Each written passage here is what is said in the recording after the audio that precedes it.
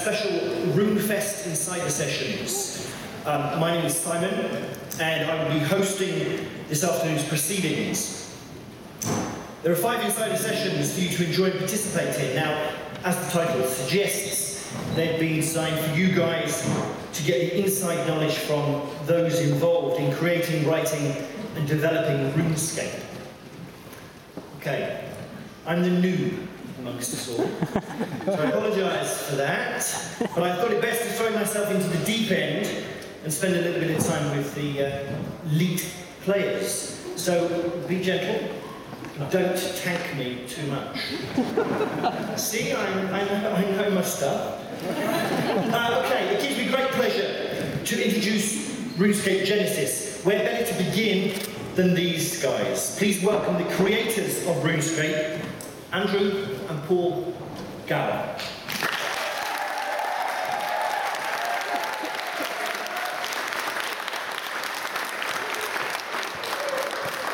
Well, there they are. Let me sit down for a second. We needed someone with a skill level exceeding 120 to be able to get to grips with questioning these two gentlemen. Only one man fits the bill. Raise your weapons, please, for Mod Mark, ladies and gentlemen.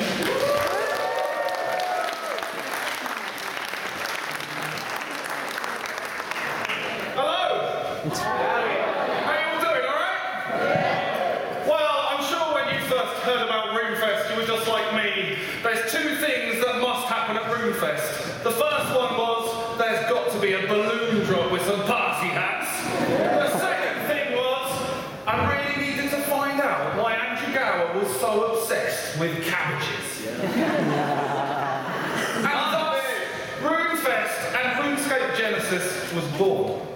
So, we've had all sorts of questions that have been sent to us from you guys, from the forums, from emails.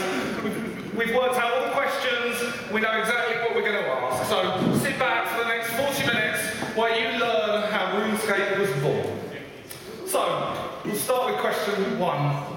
Andrew, what first inspired you to write computer games? Yeah, I don't know if I was inspired as such, I just sort of started doing it. When I was 7 years old, my dad bought me a ZX Spectrum, which is a sort of 8-bit computer similar to a Commodore 64 for people not from the UK. And when you turn that on, it goes straight into the programming language. You can't really use it without programming it. So I started writing simple games on that, and then I moved on to doing computer games on the Atari ST. Some of my very early efforts whilst I was at school there. Embarrassingly bad graphics and so text adventures, always been into that sort of thing. Free Circus, that was a game that is still actually on the Jagged side today. I originally wrote that in ST Basic when I was about, how old would I be? 12, 13, something like that. So I've always loved writing computer games, basically. Awesome. So this game's a bit like Lemmings, you'd say? Yeah, exactly. The reason I wrote this game was I was reading all these magazine reviews about this game that had just come out called Lemmings, and I really wanted to play it, but I couldn't afford it. So I decided to roll my own copy, and I've never actually played the game, so it came out a bit different. Right. Cool. Right, let's have a look at another one. So tell us about this one. Yes, this is the early version of Vertigo, another game that's on funnel.com. It's been rewritten about 5 times. This is about the 3rd version. This is the Atari ST version as well. It's called Palette Painter back in those days. This is another one I did. I was getting a bit older by this one, I think I was about 17 when I did this one. It's not at all inspired by Doom. No.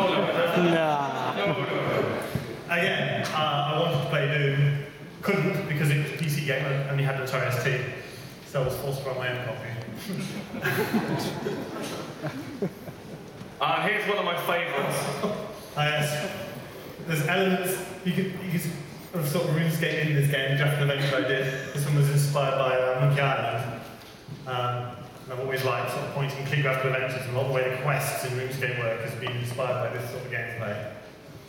This is one of my favourite clips that I've seen over the last few weeks. I don't know if you noticed, but he just picked up a brick, and here he is approaching the jewellers. I wonder what he's going to do.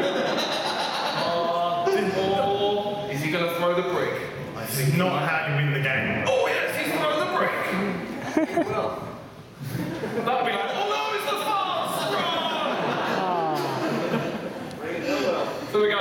the spy. So, Paul, did you always know you wanted to get into games? What sort of things were you doing at that age?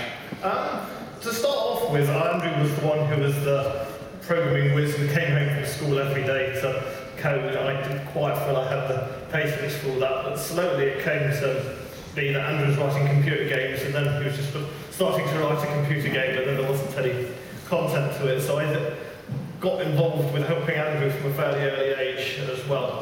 Quite a lot of the games which you've seen up on the screen, I was involved with either level design or graphics work. So the Fleas game which you saw, I designed nearly all the levels for that. The Super Spy game with throwing bricks through the window, I designed quite a lot of the plot for that. It's possible the brick through the window was my excellent idea. We've played all sorts of games to draw our inspiration from. I'm a gamer of all sorts, not just computer games, but board games and card games as well. These are some examples of some of the games which we played when we were younger. The Monkey Island has been a big inspiration for us in terms of how you write a quest and the sorts of chat puzzles and object interaction puzzles which you find in RuneScape. There's quite a lot done for that. We also did a fair amount of role-playing. Our dad got us into Dungeons and Dragons and started dungeon mastering for us when we were probably about 8 and 6 or something like that, because our dad's also very much into his games, so we're very lucky to have a father who would actually encourage us to play games constantly. So then I started designing my own worlds for role-playing sessions as well. So I enjoyed making them maps. We've been making games together, and along with Ian, who also helped out with graphics and level design as well. Pretty much growing up all the way to RuneScape. RuneScape was just another game we made together, just like all the other ones. Cool. So, Andrew, how did you first get into browser-based games? So browser-based games, I just got to university and I just discovered this newfangled thing called the internet. And I remember a rather famous, it didn't do much at the time, and I've never lived it down, but one of my friends sort of said to me, oh, you're going to get a network connection in your room, and it cost something like £20 a term. I was a student. I remember saying to him, no, I don't think I'll bother, I can't see me using it, to be honest. I don't see this whole internet thing, and I've never lived that down. But once I changed my mind on that and actually did get an internet connection, I was approached by a friend of mine who was a bit older, who was running was working for a company called Games Domain, and they wanted some Java-based games for their website. And they said to me, could you do some games for us? We really want some games. We'll pay you, £300 if there's a slot machine game. And I didn't know anything about browser-based games or Java, but I heard £300, and so I said, yes, I know how to write Java games. Basically agreed to it, and then very, very frantically taught myself how to program Java, so I could actually deliver the product, and that was how I ended up getting into it. This is one of the games I did for them. Some people here might remember this. Cyborgs. Anyone remember Cyborgs? Wait. Sleeper for those. Nice. So, Andrew, tell us about the early days of RuneScape. Why did you want to make something like RuneScape? So that came about from playing sort of text-based modes. When I was at university, there were these things you downloaded into. It was like a text-based adventure game, but it was multiplayer. And all the same concepts that you get in modern MMOGs, but text-based. And I really loved the fact that you could log in any time, 3 o'clock in the morning, and there's always people there. The world carried on living and breathing without you. And the fact that you could play it on any computer, you didn't need to install anything. And I really wanted to make my own. And I actually originally, RuneScape was going to be a text-based game, so I was just copying the existing ones, but I very quickly realised that there was thousands of them, and no one would notice it. So I thought, right, I'm going to distinguish by adding graphics. And my work that I'd already done in Java games meant that I was sort of prepared to do that, because I wanted to keep this accessible, play anywhere, dip in whenever you want, which you don't have in traditional box typing, but the text-based modes did have. So I started trying to make a text-based mode, a graphical mode. And that's what, originally that was called Devious Mode. Hint that it was inspired by mode. This was the precursor to RuneScape. It was actually quite advanced in some ways. It had things like a resizable game window, which RuneScape didn't actually get for about another 8 years. There we go, resizable game window. Whee! All the graphics obviously drawn by combinations of myself and Ian. We didn't have a graphics artist, and we didn't really finish this game. Extremely unfinished, because I realised about halfway through that it was rubbish. So I canned it and started RuneScape instead. So here we've got a fight sequence from Devious Mud. Do you want to talk us through what's going on here? Yeah, so you pick up items, you can equip them. All of it looks a bit familiar to RuneScape Classic. Some of the graphics are actually the same. See if you spot the graphics are the same. The arrows down there, the same graphics. Yeah, that shield looks similar. A lot of these graphics were actually drawn on Atari ST, which is another reason why they don't look so good, because that's really not a good platform for trying to draw graphics on. Yeah, you can see the animation was high-tech. We decided to speed it up here because it was taking a bit of a while. I drew that beetle. You drew that beetle? That was my beetle. Cool. That beetle's actually at Destruction Imminent. Yeah. Oh, really? And I did graphics for Destruction Imminent. Then we stole it. So here we go. We've got Devious Mud running next to RuneScape Classic. On the right-hand side is Devious Mud, character going and interacting with the sheep herder. For the sheep shearer quest, I should say, who in this version I believe is called Marcus. And there's Farm Fred. And it even has a reference to the Thing. Yeah, both games talk about the Thing, and obviously the Thing ended up inspiring all sorts of ideas, which then led to all the Penguin quests. So, and the Thing first came about in Devious Mud. So, you think about that's what 10 years ago? Yeah, exactly. This was, I originally started Devious Mud in '98. Right. So, 10, 11, 12 years ago, yeah. Cool. Right, Paul. So, what first inspired the content then that first made it into RuneScape? The content from RuneScape has come from all sorts of different sources. When you're playing games, you sort of see good ideas all over the place, so it's a bit of a mishmash of all sorts of things. One of the main inspiration, well, there's all sorts of inspiration, we'll talk about the one up there. That's a game called Emperor's Treasure. That was a game which was sold through, that's a board game which was sold through TSR's Dragon magazine.